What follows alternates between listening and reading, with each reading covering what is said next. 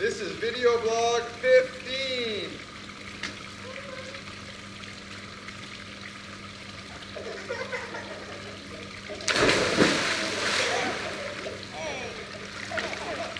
Daddy's all wet. Daddy's all wet. Good. You made us wet, Daddy. Daddy.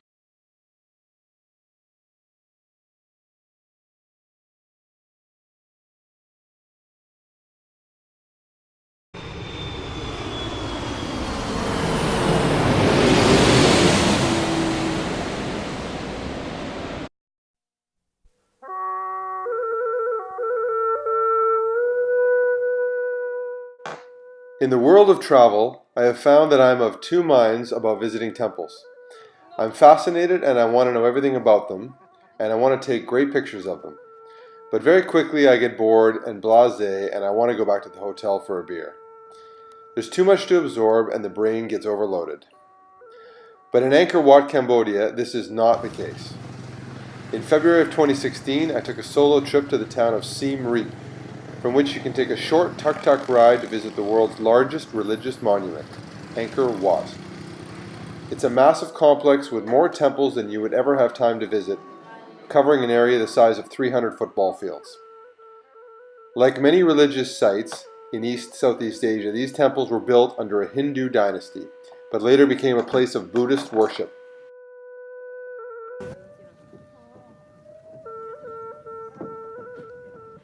This has influenced the architecture, which changes within each temple. I'm amazed by the intricacy of the carvings. Every archway and column and wall have unique stories carved into them. Hindu epics with 100 people holding up the god Vishnu, kings and sultans holding lavish ceremonies, and columns that have stories written in Sanskrit.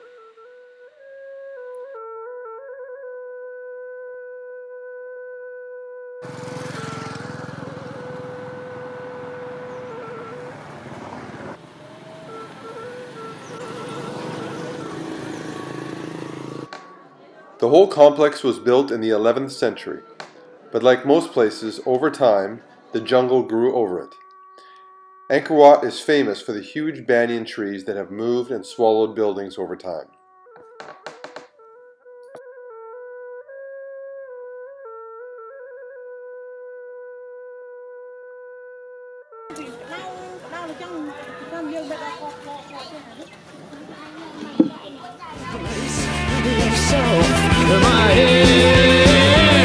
It's a holiday in Cambodia. It's tough, kid, but it's alive.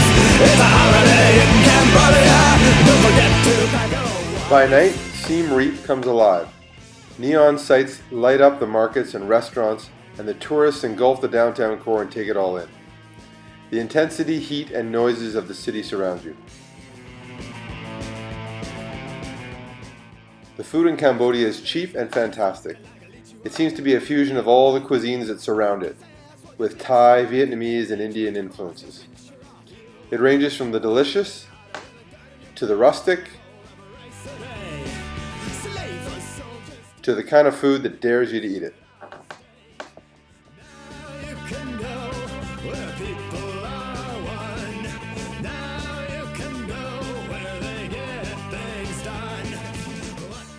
In the end, Cambodia is laid back, accessible, and amazingly welcoming considering all that the people have endured.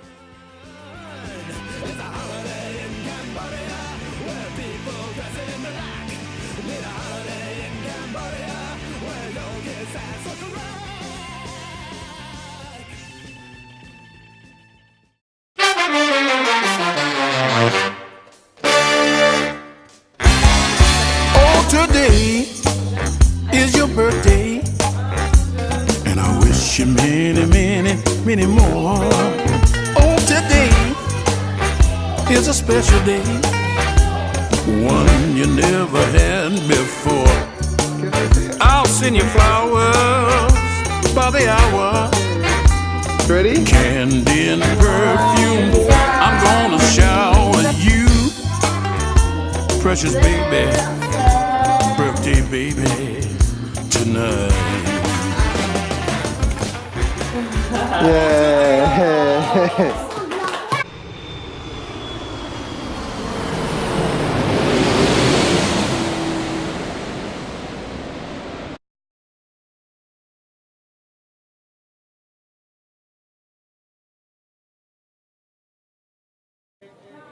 After having had a great experience in Cambodia on my own, I convinced Jose that we should visit another country in the area. So in April, Joe and I and the kids took a 10-day trip to Vietnam. We started in Hoi An, a small historic ocean town in the center of the country. It's the country's most popular tourist spot because its historical buildings were spared during the war.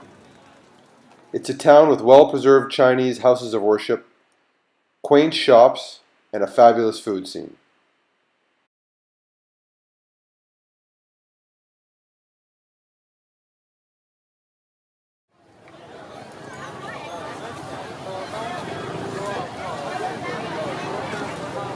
Hoi An's proximity to the former demilitarized zone meant we were visiting places occupied by U.S. troops.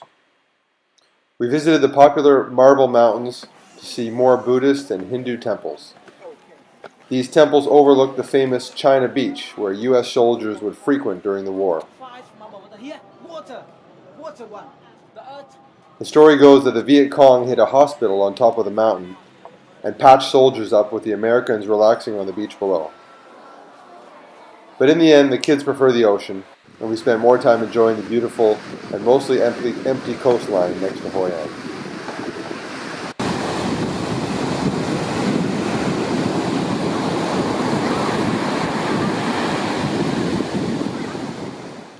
Next stop, we flew north to Hanoi. As a historic base for the communists in Vietnam, the feel of the country changes. The weather cools down, the scene is more drab, and the people are a bit more stoic.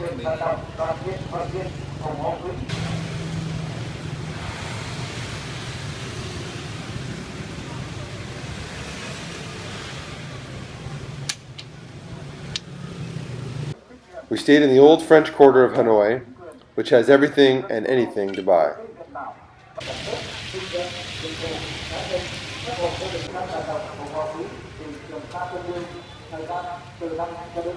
From there we took a 2-day trip to the famous UNESCO site Ha Long Bay. Pristine waters filled with the rocky islands that pop up everywhere.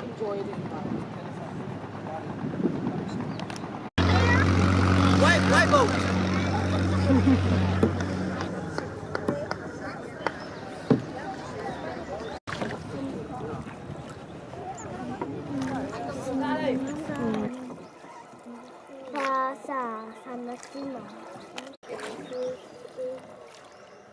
We saw a floating fishing village and generally enjoyed a break from city life.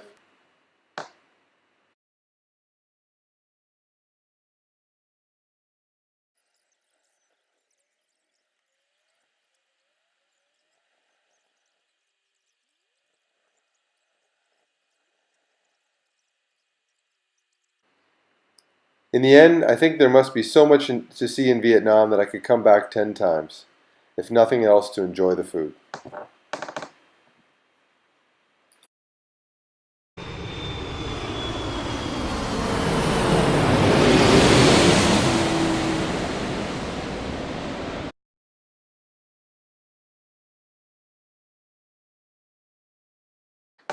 One of the most popular tourist attractions in Indonesia is the Mount Bromo volcano.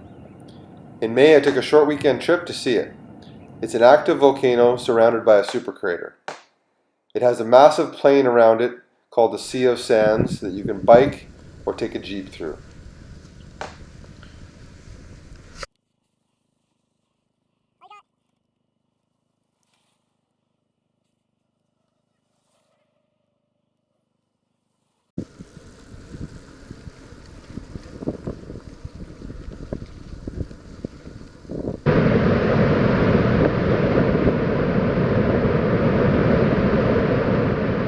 We also took a side trip to see the sulfur miners of Mount Ijen. Ijen is another active volcano on the very east coast of Java. It spews out sulfur gas, which then solidifies into yellow sulfur.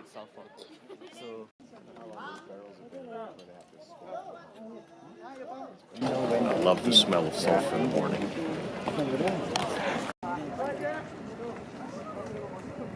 Tourists by the hundreds trekked up the mountain to see the blue flames and blue liquid rivers created by the gas.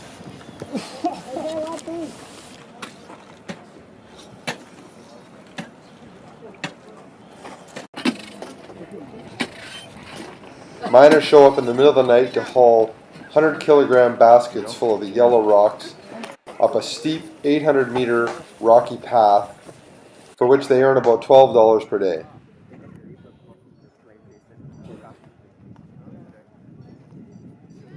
Amazingly, as tourists, we walk the same path as the miners.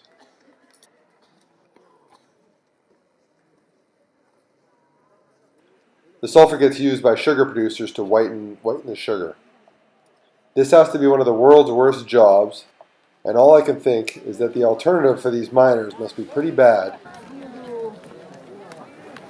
Down the mountain, there he goes. Cash in your sulfur. He's looking for momentum to get back up the hill. The hill, yeah.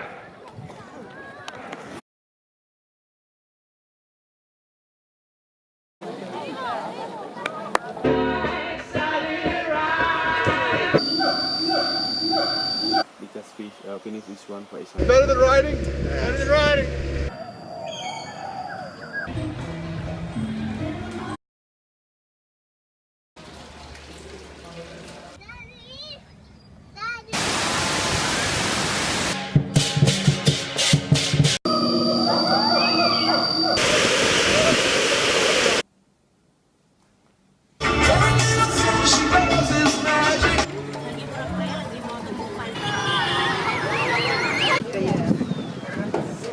And the table water for the side.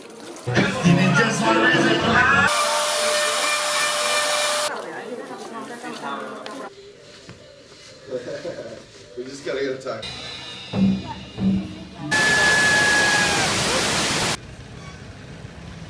Et à la vanille, c'est bon?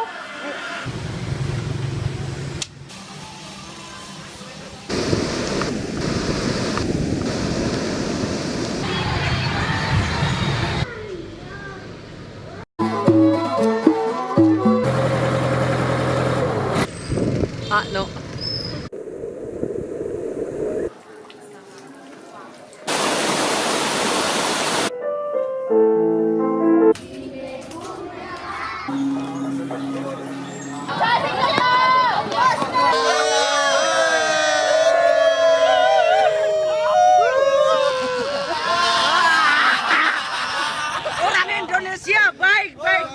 Well, everybody's heard about the bird. Bird's a winner.